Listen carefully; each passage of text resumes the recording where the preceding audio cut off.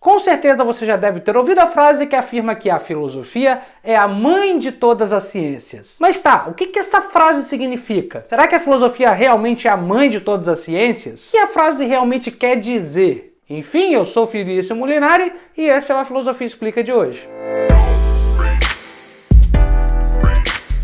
Muita gente afirma, e muita gente boa afirma, que a filosofia é a mãe de todas as ciências. Mas afinal, o que isso significa de fato? O que significa dizer que a filosofia é a mãe de todas as ciências? Será que ela deu origem a todas as ciências? Que origem é essa? Enfim, para a gente poder entender realmente o que significa dizer que a filosofia é a mãe de todas as ciências e dar um esclarecimento sobre essa frase, a gente preparou esse vídeo aqui. Mas antes disso, eu já digo, se você gosta de filosofia, gosta de ciência e cultura em geral, se inscreva no nosso canal, porque toda semana tem vários vídeos novos para você. Mas enfim, chega de papo, vamos à resposta, vamos entender se realmente a filosofia é a mãe de todas as ciências. Bom, primeiramente, a ideia de que a filosofia seja a mãe de todas as ciências remete, obviamente, à origem das ciências. Eu já adianto que a origem das ciências não é nada muito consensual entre os especialistas, embora a gente tenha uma visão um pouco mais ortodoxa de que as ciências realmente tenham nascido na Grécia. A verdade é que, embora já existissem conhecimentos aritméticos e geométricos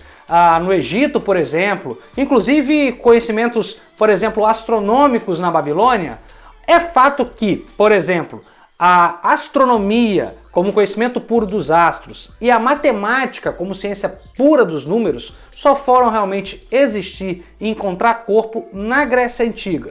Bom, a verdade é que lá no começo da ciência, dessa ciência que a gente chama de desinteressada, a ciência sem vínculo com a religião ou com caráter prático, o que se tinha era um grupo de pensadores, um grupo de filósofos, de amantes da sabedoria, que tentavam responder questões sobre a natureza, sobre a ética, sobre a religião, o conhecimento do mundo em geral. Essas pessoas, que eram chamadas de filósofos, de amantes da sabedoria, foram e são considerados os primeiros cientistas. Logo, o que nós temos aqui é que os primeiros cientistas, a ciência como um produto do conhecimento, vem desses filósofos. Por isso que normalmente a gente diz que a filosofia é a mãe da ciência. Essa é a primeira razão, tem mais outras. Mas a primeira razão aqui é que a filosofia é a mãe das ciências, de todas as ciências, pois todo o conhecimento científico nasce desses primeiros filósofos oriundos da Grécia, nasce desses pensadores que residiam na Grécia Antiga. Inclusive, se você quiser saber mais sobre a história da ciência, sobre a origem da ciência, eu indico aqui um livro, o livro da professora Patrícia Fara,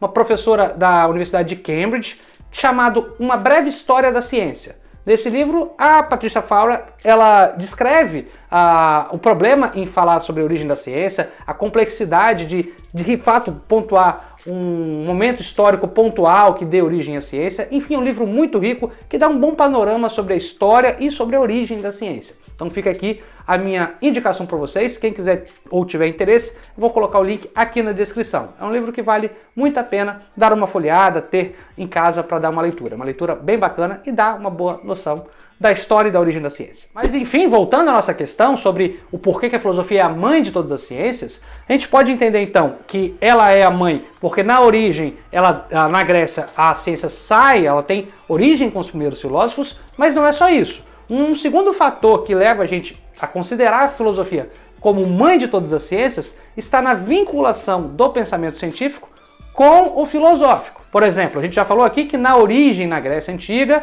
a filosofia e a ciência andavam juntas, estavam na mão das mesmas pessoas, dos filósofos em geral. Mas com o tempo, esses conhecimentos foram sendo separados. A matemática foi se desvinculando da filosofia, assim como a biologia, a química e todas as áreas da ciência em geral que a gente tem hoje. Inclusive, um fato interessante a notar que, por exemplo, a sociologia e a psicologia são uma das ciências mais novas. E é engraçado notar ainda que elas, no século, por exemplo, no meados do século XIX e até mesmo no começo do século XX, eram consideradas por muitos áreas da filosofia. Ou seja, se a gente analisar a história do pensamento ocidental e científico, a gente vai notar que desde a Grécia Antiga as ciências elas foram se separando da filosofia. As últimas, como eu disse, são a sociologia e a psicologia, que até pouco tempo atrás eram consideradas áreas da filosofia. Mas a gente tem ainda, se a gente olhar mais de perto, ciências bastante novas, como a área da inteligência artificial, que era uma área da filosofia junto com a lógica e matemática. A gente tem, por exemplo, as ciências cognitivas, que até pouco tempo eram a área da filosofia. Enfim, novas ciências estão surgindo e surgindo como que saindo da filosofia. Por isso que a gente fala que a filosofia é a mãe de todas as ciências, pois todas as ciências, uma hora ou outra, em um determinado momento histórico ou em outro, fizeram parte da filosofia, fizeram parte desse saber racional filosófico. Mas enfim, hoje a questão nem é tanto sobre se a filosofia é ou não a mãe de todas as ciências. O problema parece ser na relação desses filhos com sua mãe. Afinal, como é que a gente pode entender aqui a relação das ciências com a filosofia?